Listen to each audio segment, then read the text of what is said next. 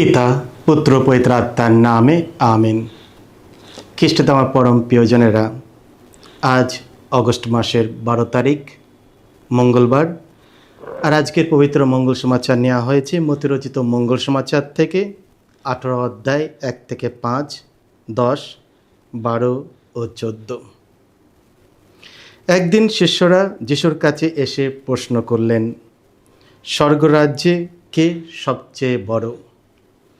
যিশু তখন একটি শিশুকে কাছে ডাকলেন এবং তাকে তাদের সামনে দাঁড় করিয়ে বললেন, আমি তোমাদের সত্যই বলছি, তোমাদের মধ্যে যদি পরিবর্তন না আসে, তোমরা যদি শিশুর মতোই না হয়ে ওঠো, তাহলে তোমরা কিছুতেই স্বর্গরাজ্যে প্রবেশ করতে পারবে না।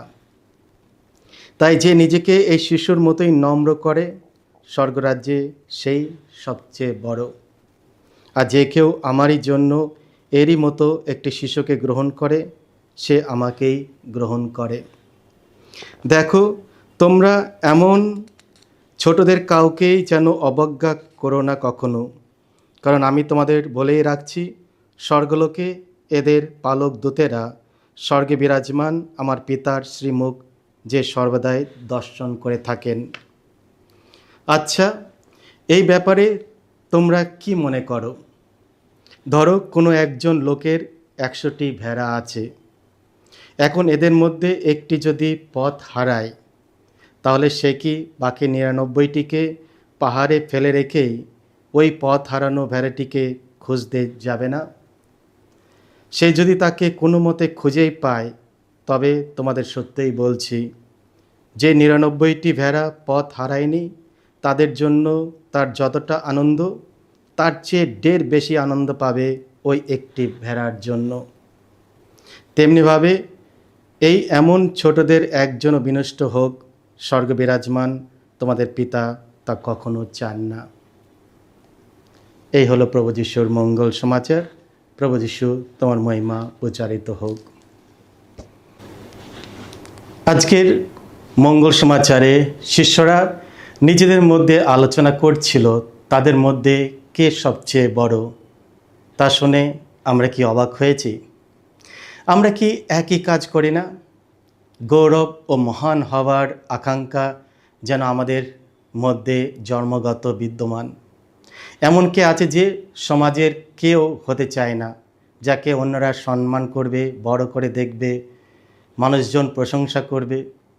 আমরা কেউ নয় হিসাবে থাকতে চাই না। এমনকি গীত সঙ্গীতেরাও সেই গৌরবের কথা বলে যা ঈশ্বর আমাদের জন্য নির্ধারণ করেছেন। তবু তাকে তুমি তো করেছ প্রায় দেবতার সমান, তাকে পরিয়েছ গৌরব আর মহিমার মুকুট। কিসের গৌরব তুমি খুঁজে বেড়াচ্ছ? যিশু শিষ্যদের শিক্ষা দেওয়ার জন্য যে ঈশ্বরের রাজ্যে প্রকৃতপক্ষে কে সবচেয়ে বড়, তিনি একটি শিশুকে তাদের সামনে দাঁড় করালেন আর বললেন, তোমরা যদি শিশুর মতোই না হও, তাহলে তোমরা কিছুতেই স্বর্গরাজ্যে প্রবেশ করতে পারবে না। একটি ছোট শিশু আমাদের মহান সম্পর্কে কি শিক্ষা দিতে পারে? প্রাচীনকালে শিশুদের কোনো অধিকার, মর্যাদা বা সুবিধা ছিল না। তারা সামাজিকভাবে ছিল সবার নিচের স্তরে, কারণ তাদের নিজস্ব বলে কিছুই ছিল না। তারা সবসময় অন্যজনদের ওপর নির্ভরশীল ছিল। যিশু আমাদেরকে ঈশ্বরের রাজ্যে সর্বশ্রেষ্ঠ হতে শিশুদের মতো হওয়ার বিষয়ে 2টি গুরুত্বপূর্ণ শিক্ষা দিয়েছেন। প্রথমত, আমাদের শিশুদের অনুকরণ করতে হবে, কারণ শিশুর মধ্যে অনেক সুন্দর বৈশিষ্ট্য রয়েছে। যেমন প্রথমত, শিশুর বিনয়। একটি শিশু নিজেকে সামনে আনতে চায় না বা সবার দৃষ্টি আকর্ষণ করতে চায় না, বরং নিজেদের মতো থাকে। তার জগৎ খুবই সাধারণ, কিন্তু বড় হওয়ার সাথে সাথে তার এই স্বাভাবিক বিনয় অনেক সময় হারিয়ে যায়। দ্বিতীয়, শিশুর নির্ভরশীলতা। একটি শিশুর জন্য নির্ভরশীল হওয়াই স্বাভাবিক। সে কখনো একা জীবনের মুখোমুখি হতে পারে না। সে তাদের ওপর নির্ভর করে যারা তাকে ভালোবাসে ও যত্ন নেয়। আমাদের ক্ষেত্রেও যদি আমরা স্বীকার করি যে আমরা ঈশ্বরের ওপর নির্ভরশীল, তবে আমাদের জীবন এক নতুন শক্তি ও শান্তি প্রবেশ করবে। তৃতীয়ত, শিশুর আস্থা। শিশুটি যেহেতু নির্ভরশীল, তাই সে তার বাবা মায়ের প্রতি আস্থা রাখে ও ভরসা রাখে যে তারা যা কিছু প্রয়োজন তার বাবা মা পূর্ণ করবে। তার কোনো ভয় বা চিন্তা থাকে না।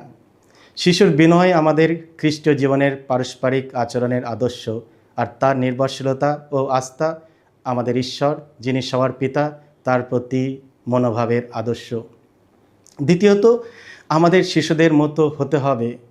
আমরা যেন প্রস্তুত থাকি ঈশ্বরের ওপর নির্ভরশীল হতে। নম্র হৃদয়ের মানুষ অহংকার ত্যাগ করে। ঈশ্বরের রাজ্যে কে সবচেয়ে বড়? বড় সেই ব্যক্তি যে বিনয়ী ও নম্র হৃদয়ের অধিকারী, যে নিজের অধিকার দাবি না করে স্বেচ্ছায় অহংকার ও স্বার্থপর গৌরব মনোভাব দূর করে দেয়। একজন দাস ও শিশুর মতো ঈশ্বরের সামনে এসে দাঁড়ায়।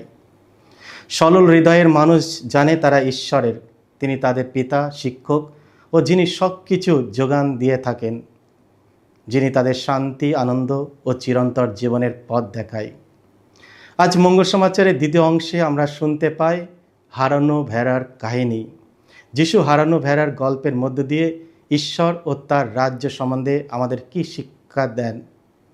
রাখালেরা সাধারণত দিনের শেষে তাদের ভেড়াগুলো গুনে নিতেন, যেন নিশ্চিন্ত হন সব ভেড়াগুলি আছে কিনা।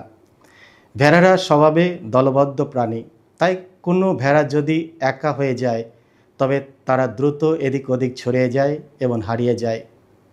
উত্তম মেষপালক 99টি ভেড়া পাহাড়ে ফেলে রেখেই ওই একটা পথ হারানো ভেড়ার খোঁজে বার হয়। হারানো ভেড়াকে খুঁজে পেলে রাখালেরা খুবই আনন্দ পান যখন সে তাকে আবার পালের দলে ফিরে আনতে সক্ষম হয়। আজ যিশু আমাদের এই নতুন শিক্ষা দিচ্ছেন যে পাপীদের জন্য শুধু দুঃখ ও শোক করলে হবে না, বরং তাদের সক্রিয়ভাবে খুঁজে বের করে আনতে হবে। ঈশ্বর কারো হারানোতে আনন্দ পান না, বরং চান সকলে উদ্ধার পাক এবং তার সঙ্গে মিলিত হোক। সেই কারণেই স্বর্গে সবাই আনন্দিত হয় যখন একজন পাপী মন পরিবর্তন করে ফিরে আসে এবং ঈশ্বরের সঙ্গে সম্পর্ক পুনঃস্থাপিত করে। লূক 15:7। আপনি কি প্রার্থনা করেন ও খোঁজ নেন তাদের জন্য যাদের আপনি জানেন যে তারা ঈশ্বরের পথ থেকে দূরে সরে গেছে? এসো আজকের দিনে বিশেষ করে প্রার্থনা করি আমাদের মধ্য থেকে যারা বিভিন্ন কারণে দলের বাইরে চলে গেছে, সমাজচ্যুত হয়েছে, ঈশ্বরের কাছ থেকে বিভিন্নভাবে পাপময় জীবনযাপন করে দূরে সরে গেছে। প্রার্থনা করি ঈশ্বর যেন তার করুণার স্পর্শে তাদেরকে আবার ফিরে আনেন। তাই এসো আমরা একসঙ্গে প্রার্থনা করি। হে প্রভু যিশু,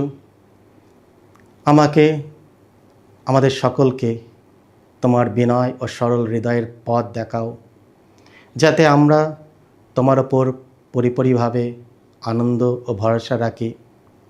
তোমার আলো যেন আমাদের মাধ্যমে জ্বেলে ওঠে, যাতে অন্যরা তোমার সত্য প্রেম দেখতে পায় এবং তোমাকে আরও কাছ থেকে চিনতে পারে।